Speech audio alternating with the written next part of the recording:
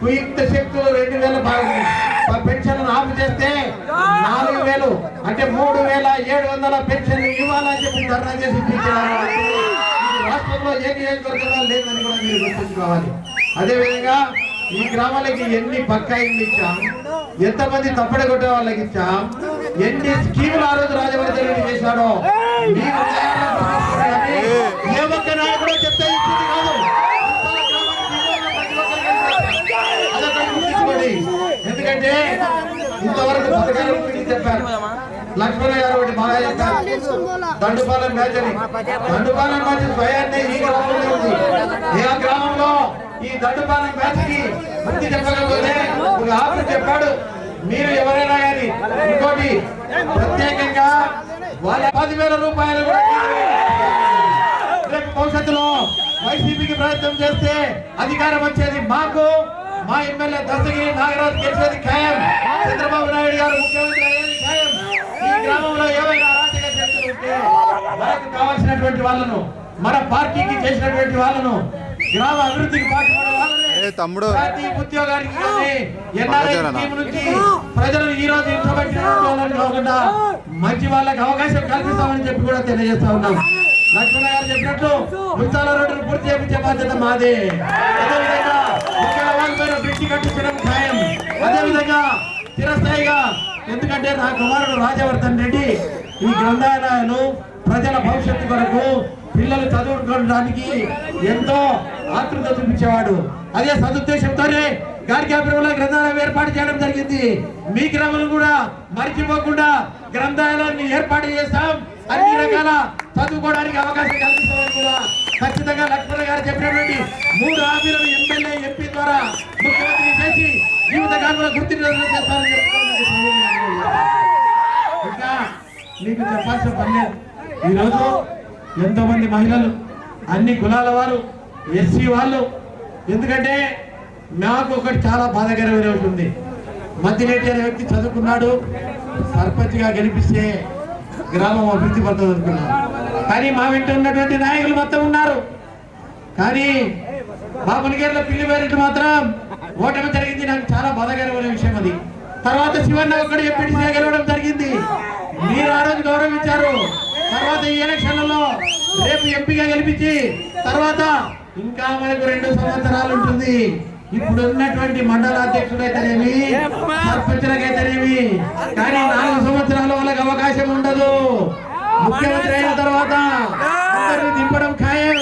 తిరిగి తెలుగుదేశం అందరూ చట్టం చేస్తారు ఇక్కడ. కాబట్టి ఎవరికైనా కానీ పెన్షన్లు పోతాయి మీరు ఓటేస్తే, లేకపోతే పరిహార పథకంలో కూలి పెట్టుకోవడం పట్టినా అది జరిగే పని కాదు. అటువంటిది ఎవరికైనా పెన్షన్ నిలిపివేసినా, ఏ సంక్షేమ పథకం నిలిపివేసినా కర్నూలు అతి దగ్గర ఉంది, ఫోన్ చేయండి. లేకపోతే ఏ విషయమైనా ఉన్నాయి, ఇంటికి గడప గడప పోయి చెప్పండి.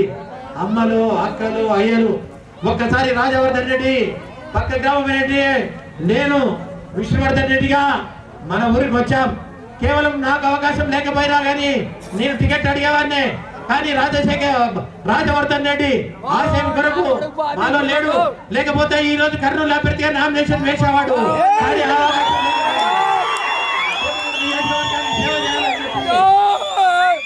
కర్నూలు మండలంలో నుంచి స్థానికులకే అవకాశం కావాలని చెప్పి ఎప్పుడైనా కర్నూలు మండలంలో ఎప్పుడైనా ఎంపీ అభ్యర్థి కానీ ఎమ్మెల్యే అభ్యర్థి కానీ ఉన్న సంఘటన ఉందా మీరు గుర్తు చేసుకోండి.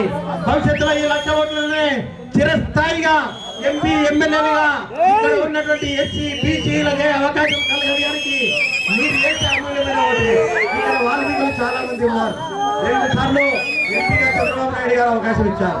కానీ దురదృష్టవశాత్తు ఓటమి జరిగితే చంద్రబాబు నాయుడు గారు మళ్ళీ వాల్మీకులకు 2 సీట్లు ఎమ్మెల్యేలు చేయాలి, వాళ్ళని ఎమ్మెల్యేలుగా చేసి తీరాలని చెప్పి మంత్రాలయం ఆదరణ 2 సీట్లు ఇవ్వడం జరిగింది. బీజేపీ అభ్యర్థి తరఫుగా వాల్మీకులకే, అదే విధంగా తెలుగుదేశం నుంచి కూడా మంత్రాలయం వాల్మీకులకే 2 ఎమ్మెల్యేలను ఒక కుర్వ సామాజిక వర్గాన్ని ఎంపీగా గెలిపించుకొని అవకాశాలు కలిగి గెలిపించుకుంటే ఎప్పటికీ శాశ్వతంగా ఈ కర్నూలు మండలంలో 3 నియోజకవర్గం వాళ్ళే ఎంపీ ఎమ్మెల్యేలైతే భవిష్యత్ అంధకారం కాదు. గతంలో పాలకులు వేరు, ఈ రోజు విష్ణువర్ధన్ రెడ్డి మద్దతు ప్రకటించినటువంటి మద్దతు ప్రకటించడానికి వేలాదిగా నన్ను నమ్మి నేను పార్టీ ఇన్ఛార్జి కాకపోయినా, పార్టీ బొమ్మలు లేకపోయినా, కేవలం విష్ణువర్ధన్ రెడ్డి విశ్వసనీయతమైన మళ్ళీ ఎలక్షన్లకు ఎవరు మర్చుకుంటామో లేదో చివరి కట్టే కాలే వరకు మీలో ఉండి ఈ 5 సంవత్సరాల్లో శాశ్వతంగా పరిష్కారం చేశాను ఆదేశిస్తున్నాను.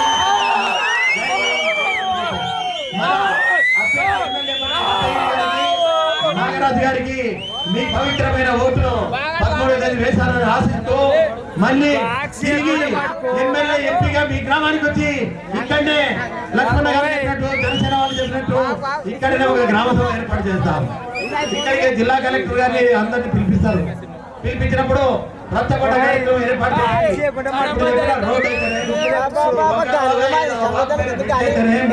గ్రంథాలయ ఖచ్చితంగా మనమే పెట్టుకొని ఏ సమస్య కావాలనుకున్నా ఇక్కడ మైనార్టీలకు అన్యాయం జరగదు.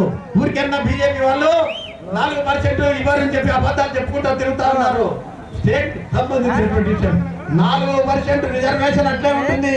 జగన్మోహన్ రెడ్డి గారు మోసం చేయం మేము. ముస్లింలకు జగన్ ఇస్తున్నాడా? లేకుంటే వివాహాలకు 1,00,000 రూపాయలు ఇస్తున్నాడా? ఉద్యోగాలు మైనార్టీలకు ఇచ్చాడా? సిలిండర్లు ఉచితంగా తీసుకోండి, ఉచితంగా కర్నూలు బస్సు ఎక్కండి. ఎందుకంటే పెట్టుకొని ఎమ్మెల్యే ఎంపీ కూడా మిమ్మల్ని శాశ్వతంగా మరిచిపోకుండా ఇక్కడ అత్యధిక మెజార్టీ తెప్పించి పోయినసారి ఓటమి చూపించారు, అవకాశం ఇవ్వలేదు.